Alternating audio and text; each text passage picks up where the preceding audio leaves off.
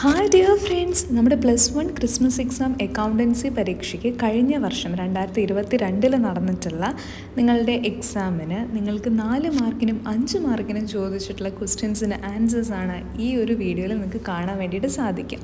അപ്പോൾ നല്ല രീതിയിൽ തന്നെ ചോദ്യങ്ങളും ഉത്തരങ്ങളും പഠിച്ചു വെച്ചോളൂ. തീർച്ചയായും നിങ്ങൾക്ക് നാളത്തെ എക്സാമിന് യൂസ്ഫുൾ ആയിരിക്കും.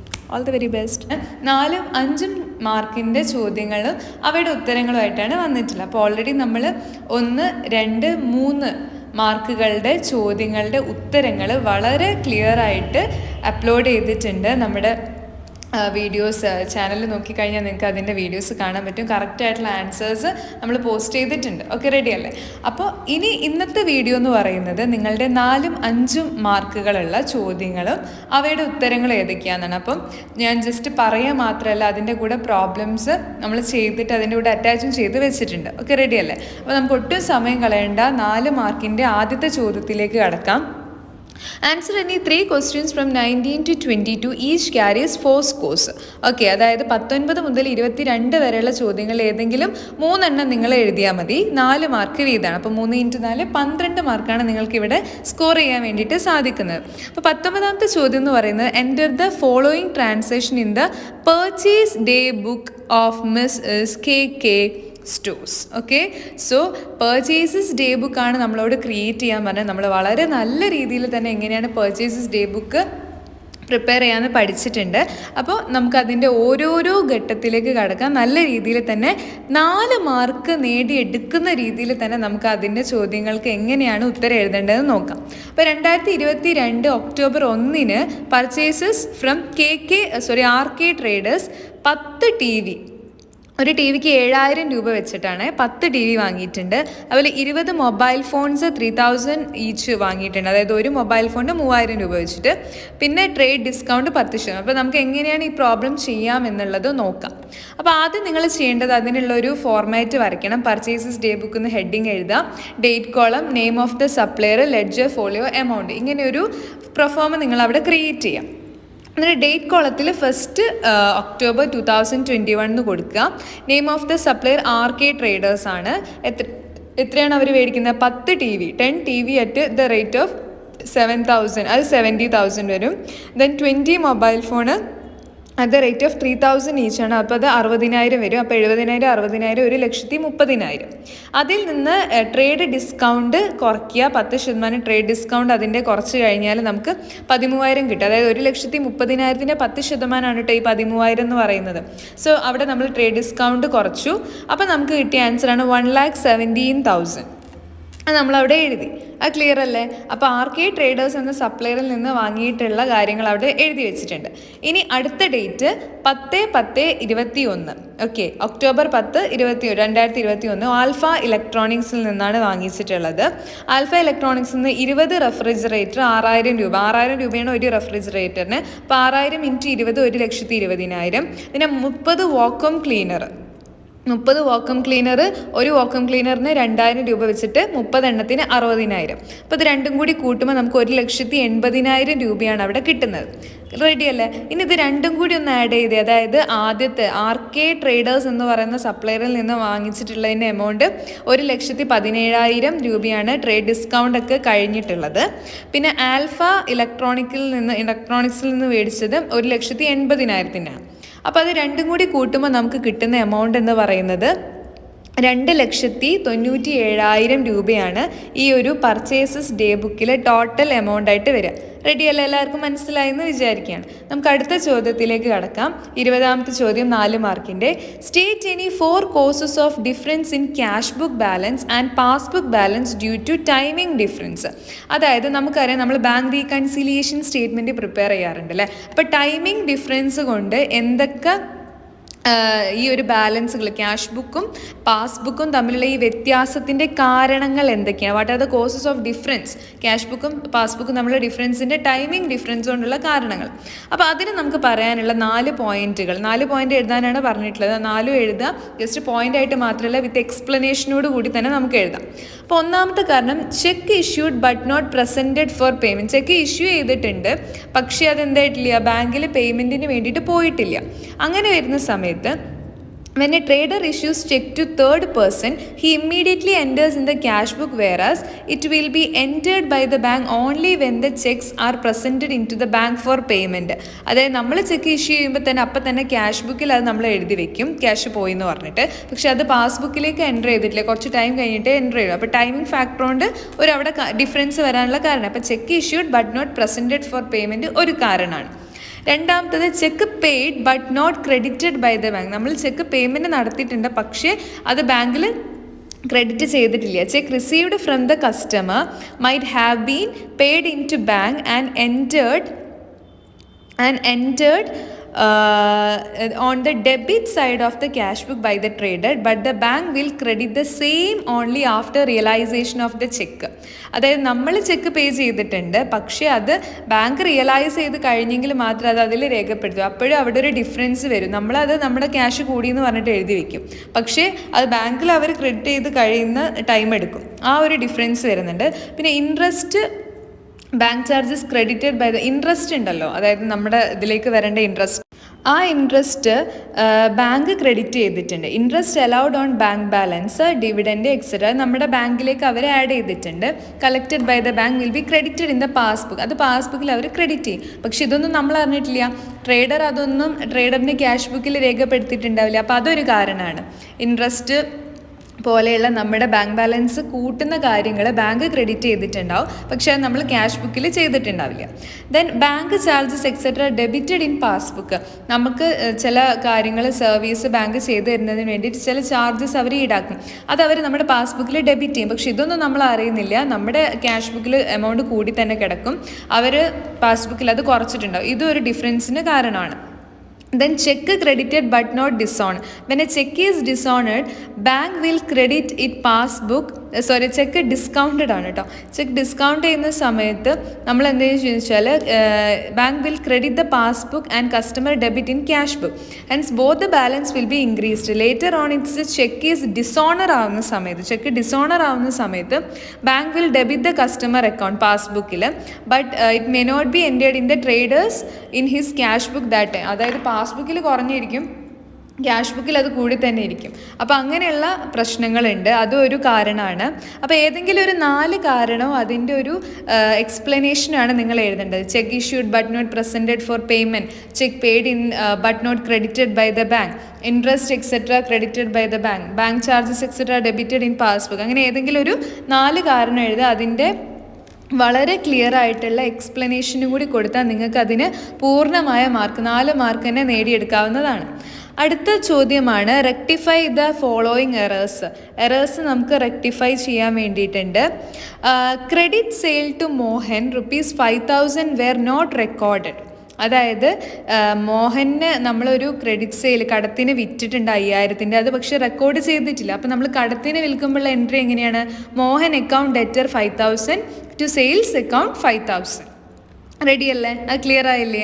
അതായത് മോഹന് നമ്മൾ കടത്തിനാണ് വിൽക്കുന്നത്, അപ്പോൾ നമുക്കൊരു ഡെപ്റ്റർ കിട്ടിയല്ലേ, അതുകൊണ്ടാണ് അതിനെ ഡെബിറ്റ് ചെയ്യുന്നത്. അടുത്തത് Rajesh account debtor to Kalesh account എന്നാണ് അത് വരിക കേട്ടോ. അടുത്ത ചോദ്യത്തിലേക്ക് കടക്കാം. മാച്ച് ദ ഫോളോയിങ് ആണ്. മാച്ച് ദ ഫോളോയിങ് വളരെ എളുപ്പമുള്ളൊരു ചോദ്യമാണ് ഇവിടെ തന്നിട്ടുള്ളത്. നമുക്ക് അങ്ങോട്ടും ഇങ്ങോട്ടേക്കും മാറ്റി മാറ്റി ചെയ്യാവുന്നതാണ്. ഓക്കെ, എ കോളത്തെയും ബി കോളത്തെയും നമ്മൾ മാച്ച് ചെയ്യണം. അപ്പം ഞാൻ പറയുന്നത് നിങ്ങൾ ശ്രദ്ധിക്കുക കേട്ടോ. ഞാൻ പറയുന്നത് നിങ്ങൾ നല്ല രീതിയിൽ തന്നെ കേട്ടിട്ട് അത് റെഡിയാക്കി എഴുതാം. ഓക്കെ, റെഡിയാക്കി മനസ്സിലാക്കാം. 1, unsold goods at end of N accounting period. ഒരു അക്കൗണ്ടിങ് പീരീഡിൻ്റെ എൻഡിൽ വിൽക്കാതെ കിടക്കുന്ന, അൺസോൾഡ് ആയിട്ട് കിടക്കുന്ന ആ ഒരു ഗുഡ്സിനെ വിളിക്കുന്ന പേരെന്താണ്? അതിനെ വിളിക്കുന്ന പേരാണ് ക്ലോസിംഗ് സ്റ്റോക്ക്. അതായത് എ ഭാഗത്തെ എയും ബി ഭാഗത്തെ 3 correct answer. Okay, closing stock. Then B question, person who owe to an enterprise. അതായത് നമ്മുടെ ബിസിനസ്സിലേക്ക് കടപ്പെട്ടിരിക്കുന്ന ആളുകൾ ആരാണ്? നമുക്ക് ഇങ്ങോട്ടേക്ക് പൈസ തരാനുള്ള ആളുകളാണ് നമ്മൾ എന്ത് വിളിക്കുക? സൺട്രി ഡെപ്റ്റേഴ്സ് എന്ന് വിളിക്കുക. ഓക്കെ, അപ്പോൾ എ സെക്ഷനിൽ ബിയും ബി സെക്ഷനിലെ 4 കറക്റ്റ് ആൻസർ. പിന്നെ excess of expenses over revenue, അത് ലോസും. Cost incurred to earn revenue വരുന്നത് എക്സ്പെൻസസുമാണ്. അതായത് എക്സസ് ഓഫ് എക്സ്പെൻസസ് ഓവർ റവന്യൂവിനെക്കാട്ടും കൂടുതൽ എക്സ്പെൻസ് ആണ് ഉള്ളതെങ്കിൽ അതിനെ നമ്മൾ വിളിക്കുന്ന പേരാണ് എന്ത്? ലോസ്. നമ്മുടെ വരുമാനത്തെക്കാൾ കൂടുതലാണ് നമ്മുടെ ചെലവെങ്കിൽ. പിന്നെ cost incurred to earn revenue, അതിനെ വിളിക്കുന്ന പേരാണ് എക്സ്പെൻസസ്. ക്ലിയർ അല്ലേ? നമുക്ക് അടുത്ത ചോദ്യത്തിലേക്ക് കടക്കാം. അടുത്തതൊരു പെറ്റി ക്യാഷ് ബുക്ക് പ്രിപ്പയർ ചെയ്യാനുള്ള ചോദ്യമാണ്. ഓക്കെ, അതായത് prepare petty cash book from the following transactions. The impressed amount is ₹500. നമ്മൾ പെറ്റി ക്യാഷ് ബുക്കിൽ കീപ്പ് ചെയ്യുന്ന ആ ഒരു സിസ്റ്റത്തിനെ വിളിക്കുന്ന പേരാണ് ഇംപ്രസ്ഡ് സിസ്റ്റം എന്ന് പറയുന്നത്. അതിന് വേണ്ടിയിട്ട് കൊടുക്കുന്ന പെറ്റി ക്യാഷർ കൊടുക്കുന്ന എമൗണ്ട് ആണ് എന്ത്? 500. ഇവിടെ 500, അതിനെ വിളിക്കുന്ന പേരാണ് ഇംപ്രസ്ഡ് എമൗണ്ട്. വൺ വേർഡൊക്കെ ആയിട്ട് ചോദിക്കാൻ നല്ല സാധ്യതയുള്ള ഒരു ചോദ്യമാണിത്. പെറ്റി ക്യാഷ് ബുക്കും ഇംപ്രസ്ഡ് സിസ്റ്റവും ഇംപ്രസ്ഡ് എമൗണ്ട് ഒക്കെ ആ ഒരു ചോദ്യം നല്ല രീതിയിൽ തന്നെ മനസ്സിലായി. അപ്പോൾ ഇവിടെ 2022 ജനുവരിയിലുള്ള ചില പെറ്റി എക്സ്പെൻസസുകളൊക്കെ തന്നിട്ടുണ്ട്. പെയ്ഡ് കാർട്ടേജ്, ബസ് ഫെയർ, അങ്ങനെ കുറച്ച് തന്നിട്ടുണ്ട്. നമുക്ക് അതിൻ്റെ ഡീറ്റെയിൽ ആയിട്ട് എങ്ങനെയാണ് ആ ചോദ്യം ചെയ്യുക എന്നുള്ളതിൻ്റെ ഒരു പ്രോബ്ലം ഞാൻ എഴുതി തന്നെ വെച്ചിട്ടുണ്ട്. സോ നമുക്ക് എങ്ങനെയാണെന്ന് നോക്കാം. ആദ്യം നിങ്ങൾ ഹെഡിങ് കൊടുക്കുക, പെറ്റി ക്യാഷ് ബുക്ക് എന്നൊക്കെ പറഞ്ഞ് വളരെ മനോഹരമായി ഹെഡിങ് ഒക്കെ കൊടുക്കുക. എന്നാൽ അതിൻ്റെ ലെഫ്റ്റ് സൈഡ് മുതൽ നിങ്ങൾ റൈറ്റ് സൈഡ് വരെ കുറച്ച് കോളംസ് പ്രിപ്പയർ ചെയ്യുക. Like cash received, date, particulars, total. പിന്നെ അതിൻ്റെ ബേസ് ചെയ്തിട്ട് നിങ്ങൾക്ക് അതിൻ്റെ മെയിനായിട്ട് വരുന്ന ഐറ്റംസ് ഒക്കെ നമുക്ക് വേണമെങ്കിൽ എല്ലാം ഒന്നിൽ പെടുത്താം. ചിലത് സ്പ്ലിറ്റ് ചെയ്ത്, ഞാൻ ഇവിടെ 3ആയിട്ടാണ് സ്പ്ലിറ്റ് ചെയ്തിട്ടുള്ളത്. നിങ്ങൾക്ക് അതിൻ്റെ ബേസ് ചെയ്തിട്ട് എത്ര വേണമെങ്കിലും സ്പ്ലിറ്റ് ചെയ്യാം കേട്ടോ. ഞാൻ ഇവിടെ 3ആയിട്ടാണ് സ്പ്ലിറ്റ് ചെയ്ത്. സ്റ്റേഷനറി, ട്രാവലിംഗ് എക്സ്പെൻസസ്, കാർട്ടേജ് അത് ഒന്നിലാക്കി, പിന്നെ പോസ്റ്റേജ് വേറെ ഒന്നിലാക്കി. അപ്പോൾ ഇതെങ്ങനെയാണ് ഇനി എഴുതാമെന്ന് വെച്ച് കഴിഞ്ഞാൽ, ക്യാഷ് റിസീവ്ഡ് 500, ഡേറ്റ് സ്റ്റാർട്ട് ചെയ്യുന്നത് 2022 ജനുവരി 1-നാണ്. അത് ബാലൻസ് ബ്രോ ഡൗൺ എന്ന് പറഞ്ഞിട്ട് 500 ആണ് ഉള്ളത്. പിന്നെ വരുന്നത് ജനുവരി 1 കാർട്ടേജ് ഉണ്ട് 50. അത് ഞാൻ ട്രാവലിംഗ് അല്ലെങ്കിൽ കാർട്ടേജിലേക്ക് അതിനെ അലോക്കേറ്റ് ചെയ്തിട്ടുണ്ട്. പിന്നെ 2-ാം തീയതി ബസ് ഫെയർ ഉണ്ട്, അത് ടോട്ടലി 20 എഴുതുക, എന്നിട്ട് അത് ട്രാവലിംഗ് എക്സ്പെൻസസിലേക്ക് മാറ്റിയിട്ടുണ്ട്. ദെൻ 4th വരുന്നത് കൊറിയർ ആണ്, അത് 30 പോസ്റ്റേജിലേക്ക് മാറ്റിയിട്ടുണ്ട്. ദെൻ 18th ചാർജർ 65, അത് സ്റ്റേഷനറിയിലേക്ക് മാറ്റിയിട്ടുണ്ട്. ദെൻ 25th സ്റ്റേഷനറി, അത് 35, അത് പോസ്റ്റേജിലേക്ക് മാറ്റിയിട്ടുണ്ട്. ദെൻ 27 ടെലിഗ്രാം, അത് 100, അത് പോസ്റ്റേജിലേക്ക് മാറ്റി. ദെൻ 29 പോസ്റ്റേജ്, അത് 30, അത് കാർട്ടേജിലേക്ക് മാറ്റിയിട്ടുണ്ട്. ദെൻ ബസ് ഫെയർ 40, അത് പോസ്റ്റേജിൽ മാറ്റി. ഇതിൻ്റെ ഇതെല്ലാം കൂടി ആഡ് ചെയ്യുമ്പോൾ നമുക്ക് 370 ആണ് കിട്ടുന്നത്. സോ 370 ആണ് ഇത്രയും ചിലവായത്. ഇനി ആ 500ലേക്ക് ഇനി എത്ര രൂപയും കൂടി 500 രൂപയാവാൻ വേണ്ടി ഇനി നമ്മൾ ഇപ്പോൾ മൊത്തം എത്രയും ചിലവായതെന്ന് പറയുന്നത് 370. അപ്പോൾ ബാലൻസ് ഉള്ളത് 130 രൂപയാണ്. 500 മൈനസ് 370, ദാറ്റ് ഈസ് 130 ആണ്. ഇനി ഈ 130ലേക്ക് 500 ആവാൻ വേണ്ടിയിട്ട് നമ്മൾ എത്ര രൂപയും കൂടി കൊടുക്കണം? അത് നിങ്ങൾ എന്താ പറയുക, അതാണ് നമ്മൾ നെക്സ്റ്റ് ഒരു ഇതിലേക്ക് കൊടുക്കുക. അതായത് ഇപ്പോൾ 370 രൂപ നമ്മുടെ കയ്യിൽ നിന്ന് ചിലവായിട്ടുണ്ട്. ബാലൻസ് ബ്രോ ഡൗൺ എന്ന് പറയുന്നത് 130 അല്ലേ. ഇപ്പം 130 നമ്മൾ അടുത്ത ഫെബ്രുവരി 1 വേണ്ടിയിട്ട് ബാലൻസ് ബ്രോ ഡൗൺ എന്ന് പറഞ്ഞ് എഴുതേണ്ട എമൗണ്ട് എന്ന് പറയുന്നത്, നേരത്തെ നമ്മൾ 500 എഴുതിയില്ലേ, അതുപോലെ അടുത്ത മാസം ഫെബ്രുവരി 1 ക്യാഷ് റിസീവ്ഡ് എന്ന് പറഞ്ഞ് എഴുതേണ്ട തുക എന്ന് പറയുന്നത് 130 രൂപയാണ്. ഓക്കെ, മനസ്സിലായല്ലേ? സോ ഇങ്ങനെ, അതായത് ഈ ഒരു ബാലൻസാണ് നമ്മൾ, കാരണം 370 130 കൂടി കൂട്ടി കഴിയുമ്പോഴാണ് നമുക്ക് 500 രൂപ കറക്റ്റായിട്ട് കിട്ടുക. ആ ബാലൻസ് ക്യാരി ഡൗൺ എന്നുള്ള 130 എഴുതിയില്ലേ, അതിൻ്റെ താഴെ ബാലൻസ് നമുക്ക് എന്താ പറയുക, 370 താഴെ 130, രണ്ടും കൂടി കൂടുമ്പോഴാണ് നമുക്ക് 500 കിട്ടുക. അതാണ് ആ ഇംപ്രസ്ഡ് എമൗണ്ട് എന്ന് പറയുന്നത്. അത് തന്നെ ആയിരിക്കണം ഇതിങ്ങനെ ഫോളോ ചെയ്ത് പോകേണ്ടത്. അപ്പോൾ അടുത്ത മാസത്തിലേക്ക് നമ്മൾ അതിനെ ബ്രോ ഡൗൺ ചെയ്യുമ്പോൾ എങ്ങനെ എഴുതേണ്ടത്? ബാലൻസ് ബ്രോ ഡൗൺ ഫെബ്രുവരി 1 130 വരിക. ക്ലിയർ ആയല്ലോ? അപ്പോൾ ഇങ്ങനെയാണ് നിങ്ങൾ എന്ത് ചെയ്യേണ്ടത്, കൃത്യമായിട്ട് ആ ഒരു പെറ്റി ക്യാഷ് ബുക്ക് ചെയ്യേണ്ടത്. നിങ്ങൾക്ക് വേണമെങ്കിൽ അത് ഇപ്പോൾ എമൗണ്ട് പെയ്ഡ് ടോട്ടലി കഴിഞ്ഞിട്ട് stationery, cartage, courier, postage and telegraph, bus fare, fax charges എന്ന് പറഞ്ഞിട്ട് സെപ്പറേറ്റ് ആയിട്ട് എഴുതാം കേട്ടോ. അതിലൊന്നും ഒരു പ്രശ്നവും ഇല്ല. ഓക്കെ, ഇനി അടുത്ത ചോദ്യത്തിലേക്ക് നമുക്ക് കടക്കാം. നെക്സ്റ്റ് ക്വസ്റ്റ്യൻ എന്ന് പറയുന്നത് 24ാമത്തെ ചോദ്യമാണ്. 24ാമത്തെ ചോദ്യം എന്ന് പറയുന്നത്, explain any 2 of the following. താഴെ കൊടുത്തിട്ട് 3 എണ്ണം കൊടുത്തിട്ടുണ്ട്, അതിലേതെങ്കിലും 2 എണ്ണം എക്സ്പ്ലെയിൻ ചെയ്യാനാണ് പറഞ്ഞിട്ട്. നമുക്ക് 3 ഞാൻ പറഞ്ഞു തരാം. നിങ്ങൾക്ക് ഏതാണോ അതിൽ ഏറ്റവും നന്നായിട്ട് അറിയുന്ന ആ ഒരു പോയിൻ്റാണ് നിങ്ങളവിടെ കൊടുക്കേണ്ടത്. സോ ഇതിൽ അക്കൗണ്ടിങ് പീരീഡ് എന്ന് പറയുന്നത്, accounting period is a period of interval for which accounts are prepared to know the profit or loss and what exactly the financial position of the business is called accounting period. And dual aspect principle എന്ന് വെച്ചാൽ this is the basic principle of accounting. According to this concept, every transaction has two aspects. They are receiving aspect and a giving aspect. Then conservatism concept, this principle is also called prudence, which states that the anticipated profit are not to be considered but only possible losses while recording the business transaction. This is the policy of playing safe. അപ്പോൾ ഇതാണ് എന്ത് ഈ 3 കോൺസെപ്റ്റുകളുടെ ഒരു explanation എന്ന് പറയുന്നത്. അപ്പോൾ നിങ്ങൾക്ക് ഇത് 3 എഴുതണമെന്നില്ല, ഇതിലേതാണ് ഇപ്പോൾ അക്കൗണ്ടിങ് പീരീഡ് കൺസെപ്റ്റാണ് നിങ്ങൾക്ക് നന്നായിട്ട് അറിയാവുന്നതെങ്കിൽ നിങ്ങൾ അത് എഴുതുക. ഡുവൽ ആസ്പെക്റ്റ് കോൺസെപ്റ്റും അറിയെങ്കിൽ അത് എഴുതുക. കൺസർവേറ്റിസം കോൺസെപ്റ്റാണെങ്കിൽ അത് എഴുതുക.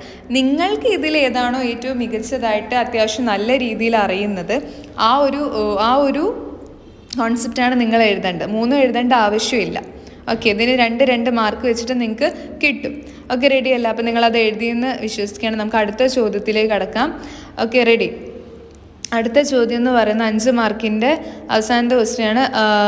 From the following particulars of metro company prepare bank reconciliation statement as on 31st March 2022. Okay, bank reconciliation statement നിങ്ങൾക്ക് അറിയാലോ.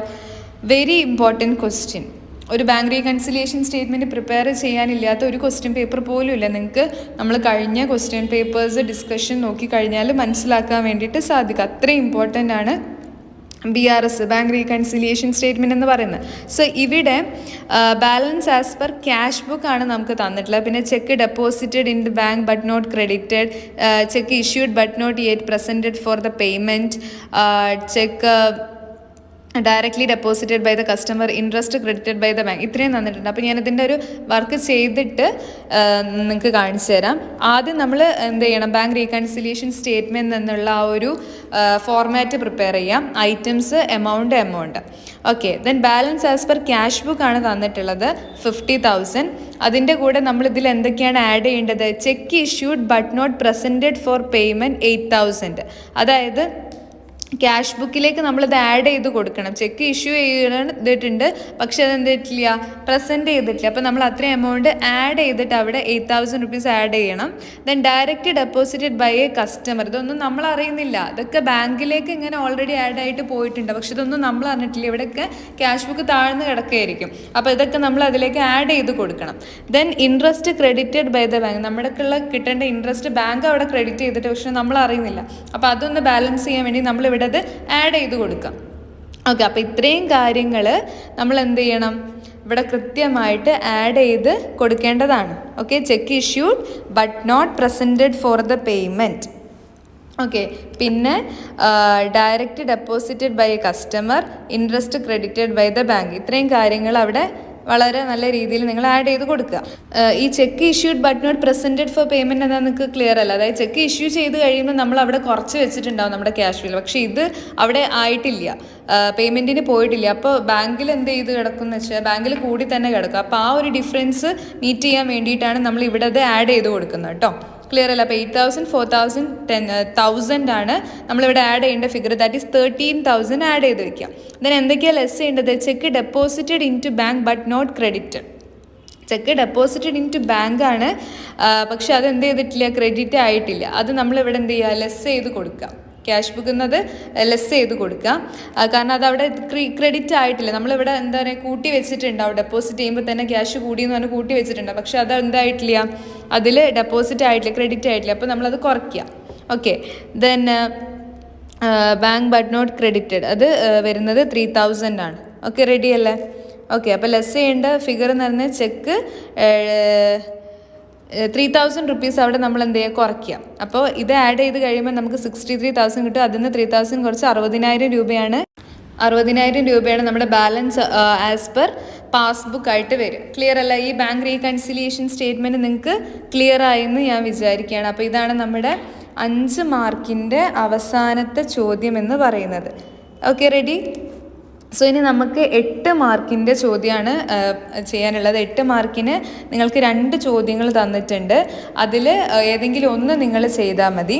അത് നമ്മൾ മറ്റൊരു തേർഡ് പാർട്ടായിട്ട് ഓൾറെഡി പാർട്ട് 1 പാർട്ട് 2 ചെയ്തത് പാർട്ട് 3 ആണ്. പാർട്ട് 4 ആയിട്ട് നമ്മളത് ചെയ്യാവുന്നതാണ്.